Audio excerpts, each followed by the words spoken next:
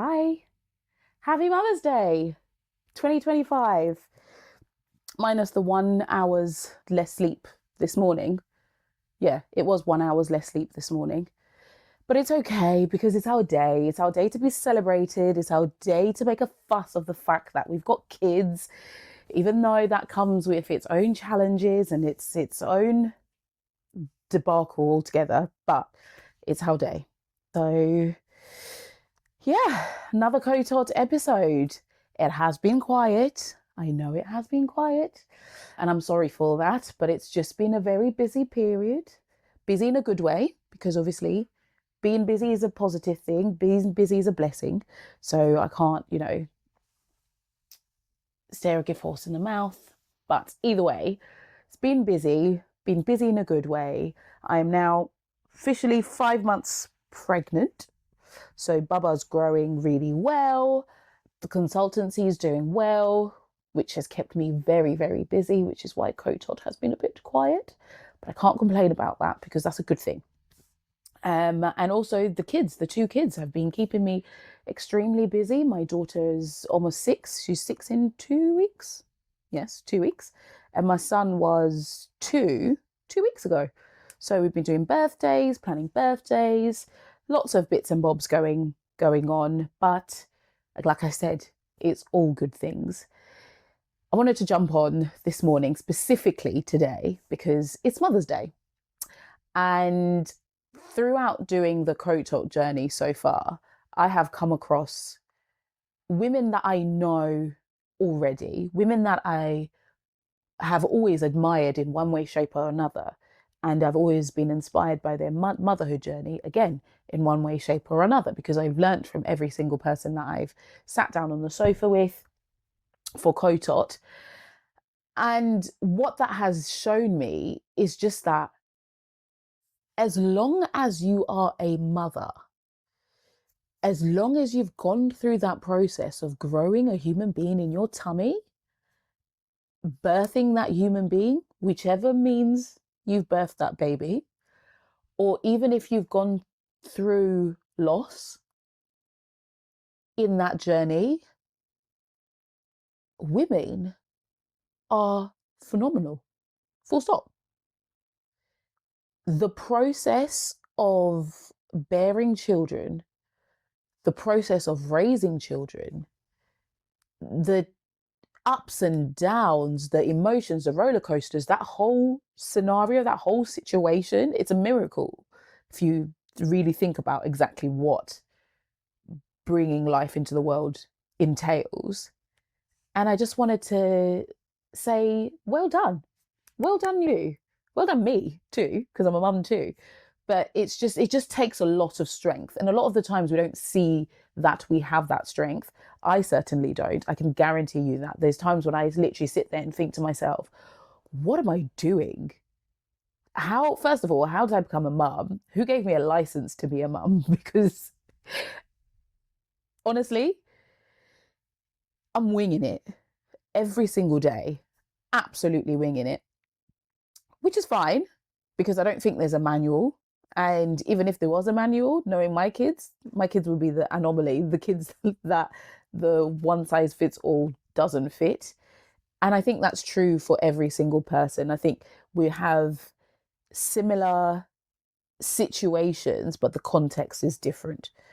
And it's just part and parcel of navigating what we've got to navigate as mothers. But either way, regardless of what your journey is, regardless of whether you're doing this journey on your own, you've got one child, you've got 7 kids, you've got 100 children, you're not yet a mum, you're trying, or you've got a baby on the way, wherever you are on that journey, well done you, keep going, and you're doing a fantastic job. On that note, I don't know if you can tell, you probably could tell, because I'm a bit nasally. So I've been a bit sick, which is not great when you've got 2 children and then you're pregnant at the same time. And then I've got my firstborn, who is my husband also. So it's a lot. But you don't get to be sick. You don't get a day off. You don't get that opportunity. I'm lucky to have Alex around, and he helps with the children. And since I've been unwell for the last couple of days, he's actually been at home, which is fantastic. Even though he's at home, you know what it's like with having husbands at home. He's like, I'll give you an example. What was it? The other morning, he said, "Don't worry, you stay in bed. I'll get the kids ready. I'll take them to school. I'll do all of that. Yada yada yada yada." 20 minutes of him getting into the routine of getting the kids ready. Oh, what are they wearing today? Well, what day is it? What does she need for school? What does she do? So where's this? Where's that? Where's this? Where's that? At the end, I ended just getting up and sorting it all out. But that's just part and parcel of life. But anyways, so although I am unwell, although I need rest, I need sleep, having kids, there is no off day. So I just have to suck it up and get over it and do it. Throughout all of that, and now that my body has effectively kind of forced me to slow down, it's had me thinking, and I wanted to jump on so I could share these thoughts with you and also get your feedback on what you think about this. What came to mind when I was thinking about Mother's Day and what does it mean for me and what would I want moving forward for myself? And the main thing that popped into my head was the fact that we often talk about self-care, and I think every single guest I've had on this sofa has spoken to me in one way, shape, or another about self-care, how they do it, what does it look like. And I think we throw this term around a lot, but actually putting it into practice, actually putting it into reality is not so simple. Because sometimes we think self-care is just me sitting down and having a cup of tea and or me having a bath and that's okay. Yes, in certain contexts that's okay, but running yourself a bath once a month isn't necessarily the ultimate self-care. And I'm talking from my own experience because I think I got into a routine of doing little things like I'll go get my nails done and be like, oh, that's my self-care bit done for the day. Don't get me wrong, I love getting my nails done. I love doing that. And when I go to get my nails done, there's no kids, there's no husband. A lot of the time, if I'm actually going to speak to anyone, it's friends. So it's Revimbo. It's not my Izzy, it's not Mrs. Huda, it's not any of those. It's just me, and it's something that I like doing. But then I thought, is this just a cop out? And for me personally, I found that I have decided to do this one little thing that I'm like, yeah, this is my self care bit, but it kind of is a cop out because it's something that's easy. Getting my nails done takes an hour. So what? Every 2 weeks, I get an hour to myself, and that's it. But there's so much more that goes into self care. And as mums, particularly as we're looking at Mother's Day, we have to be okay for everything else around us to be okay. And this week has been a clear testament to that. My health has been in the gutter. The gutter. Do you know what? It's been like, like the Victorian sewers in London and how dirty they are. I know they're cleaning them up with Thames Tideway and all of that stuff, but do you know how dirty those sewers are in London? That's where my health has been. And there's no reason for my health to have got as bad as it did. But it was just because I was focusing on all these other things and saying, oh, I got my hair done, so I've done my self-care. Oh, I got my nails done, so I've done my self-care. Actually, no, you haven't, Rivimbo. You actually haven't. You've used something that is a very easy cop-out and an excuse. Yes, you enjoy getting those things done, and yes, you enjoy doing that, but is it actually self-care? Where is your health? What is your well-being like? What does that look like? And it's just not the quick wins that surmount to self-care. And what's that made me realize is actually what does my health look like? Am I exercising like I said I was going to? My walks? Right. I'm going to get back on that. But anyways, my walks that I said I was going to do, that contributes to me being able to switch off, me being able to refresh, get some energy in me, get some fresh air in me. Have I been doing that? The answer is no. I actually haven't. Why? Because I've been too busy. Been too busy doing other stuff. Too busy prioritizing everything else but myself. Which means from a exercise and well-being perspective in that space, I've been lacking. Pretty sure I'm not the only one, because we make these excuses. So that's point number one. Point number two, health wise, I cook for the kids every single day, most days. If I'm not cooking for them, it's because I made enough the day before and there's enough good leftovers to eat. But it's got to the point where my kids don't actually like leftovers because they're so used to eating fresh food every single day. Do I always eat with the kids? The answer is no. Why not? Because if I look at the kids' meals, they always have veg, they don't always have meat, because I don't think you actually need to eat meat every single day. That's my own personal opinion. But then they have their carbs, they have fruit. I force them to eat fruit every day. They drink water constantly. There's literally bottles of water always around my house. And I'm constantly looking at them, and they get their vitamins every single day. They get all of this stuff on a daily basis that I do for them because I know it's good for their health. Do I do it? Actually, I've been doing it a little bit now because I'm pregnant, and that's because I have to take my folic acid and stuff, but that doesn't count because that's also a hit and miss as well. But I sort of look at that as well and just go, from a self-care perspective, I'm so busy caring about everybody else. Like last night, even though I'm unwell, I was worried. I was like, oh my gosh, what's Alex going to eat? I fed the kids. Kids were easy to feed and all of that. And Alex got back from work and I was like, right, I need to make sure that you've got food and stuff. And I'm running around. I'm like, but you're putting everybody else first, which is the right thing to do because, you know, I'm the mum. And I take pride in that. I take pride in looking after my family. But at the same time, I neglect myself. I'm not well. I'm here worried about what everybody else is going to eat. I don't have the energy because guess what? I haven't eaten properly. I think I had a boiled egg in the morning, or did I have two boiled eggs in the morning? Yeah, I had two boiled eggs in the morning. What did I have for lunch? May have had a banana, if that. But that's just, I was just so ill. And I was working at the same time, so I was just so distracted. But literally, before I started thinking, right, we need to get the kids, we need to do this, we need to do that, there was me going, right, dinner. What are the kids going to eat for dinner? What are we doing here? What are we doing this? Alex, what's Alex going to eat? I'm like, but you haven't done that for yourself.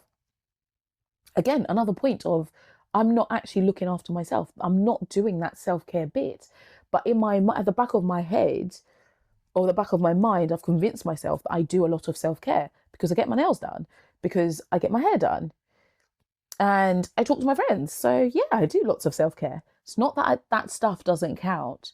It does, because it's the things that I do for myself that's got nothing to do with anybody else. But the day-to-day living of actual general self-care, I'm not doing, and I'm failing at that.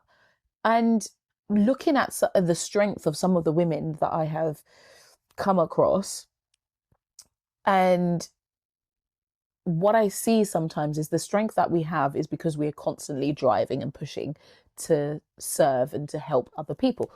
Again, not a problem with that at all. But a lot of the times, I'm pretty sure I'm not the only one in this boat, that we are all lacking in this. Some people are great at it. Some people have, figured out the special magic formula, know the sweet spot, and they know how to look after themselves first. But I'm on that journey and I need to figure out how I'm going to do that. And the first thing that for me I've personally done is be aware and be conscious of the fact that I actually need to look after myself properly. From there, then I can start effectively treating myself the way I treat my family. Look after myself the way I look after my kids. Look after myself the way I look after my husband. And it's that simple, she says. So I just want all of us to just take a moment and actually reflect and just think, is this something that I do actively? Is this something that I can improve on? Or is it something that I actually just need to start doing completely and just see where that where that goes. And part of my own self-care journey, which will obviously feed into KOTOT as well, and everything that happens on KOTOT is around managing myself and managing my diary. I believe, or well, I strive to try to give my children the best opportunities that I can give them. If it's within my capacity to do so, then I will expose my children to as much as possible. I'm not saying that they have to do all of it. I just want them to try. If they like it, then we continue. If they don't, then we stop it and we let it go. But the thing about that is that my diary is so full. And because it's so full, it drains me. Because it drains me, it stops me from doing all the other things that I should be doing. And I'm just constantly on my feet, constantly running around, constantly chasing after something, constantly doing something else, which in itself is not necessarily a negative thing. But if it's just a continuous state of no rest, will ultimately lead to burnout. And knowing that I'm going to have another baby soon, in like 4 months' time, knowing that I'm not going to sleep for like at least 6 months because I breastfeed all my kids, so hopefully I'll do the same with this one, and exclusively breastfeed as well for that first few months, which normally ends up almost being a year. That means that it's just going to be such a massive toll on my body as a whole, and I'm just thinking you can't then keep up with everything that you're doing as it is and for the kids and have a newborn. It's just not going to work. Unless if I, miraculously end up living on a massive plot of land in New Zealand with like 2 maids and nanny and a gardener and a chef. That's not going to happen, is it? No. So I've got to do something and figure it out. As part of that, KOTOT obviously falls into my routines. I've looked at what I'm going to be doing with the kids, what's going to work, what isn't going to work, particularly over summer, and just starting to be a bit more conscious about, well, how is it going to work? Am I going to have both kids, Esme and Eli, at home over summer? Is that realistic for me to be able to do when I'm a heifer lump and, waddling, struggling with sciatica? No, it isn't. So bite the bullet. They're all going to be shipped off somewhere. Obviously just for the day. But Eli is most likely going to be in nursery, and then Esme is going to be in some camp or doing some kind of activity. And then I can do what I need to do and rest and just prepare for the baby. So I'm also thinking about that. But anyways, my point is KOTOT. KOTOT is something that matters to me a lot. KOTOT, as you know, is a passion project. KOTOT is about you, me, and every other mother in the world, really. It's not limited to a specific location. And it's also about the people that are around us. It's also about the people that support us. It's also about the people that are intertwined into our motherhood journey. And to be fair to the women that come and sit on the sofa, to be fair to myself, and to be fair to you, I want to make sure that we are as consistent as can be with KOTOT, maintain the growth that we've had with KOTOT, because there has been growth with KOTOT. And it's something that moving forward, I want to make sure we just keep the momentum going. I don't want it to stop or to lose focus just because I'm about to have a baby. Absolutely not. If anything, it needs to ramp up. But let's be realistic. I've got to be realistic. So moving forward, I will be releasing KOTOT episodes every 2 weeks as opposed to every week, like I've been trying to do. Emphasis on trying because I've not always been able to do it. But just to better manage myself, to better manage expectation, to better manage, every woman that comes and sits on the sofa. So moving forward, KOTOT will be every 2 weeks. And I know I've said this before, but I want to hold myself accountable. So I'm going to say it again. I'm going to make sure that I'm a little bit more engaged on the socials. I'm not a social media type person. And it's not something that comes naturally to me. It did when I was like 18, when it didn't matter that much and it was just, a bit of fun. It was literally just a laugh. Whereas now there's so much more into it. There's so much more. It takes a lot of time. Just like posting something, you've got to really think about it. Try to be a bit more engaged and a bit more consistent with it. And that's what I'm going to commit myself to for KOTOT because, like I said, KOTOT is a passion project. KOTOT is something that is very, very dear to my heart, and I hope that it's dear to those that are on this journey with me. And as we just continue to grow and move on, I think it'll be great for us to keep the momentum going with all of that. That's you know going to be coming on with KOTOT. I'm actually really, really excited because I've got some amazing, amazing mothers and people that are involved in the KOTOT journey and their own motherhood journeys. And I've had some really interesting approaches. People have come to me to talk about certain things that they want to discuss and certain things that they want to bring to the podcast, which I'm really, really excited for. And it's just twisting it in a different way altogether. And one of those things is around really talking about relationships. And I'm not just talking about relationships as in partners. It's relationships, like relationships with parents. It's relationships with your partner. It's relationships with your friends. Relationships in different formats. So yeah, just watch out for this space. We are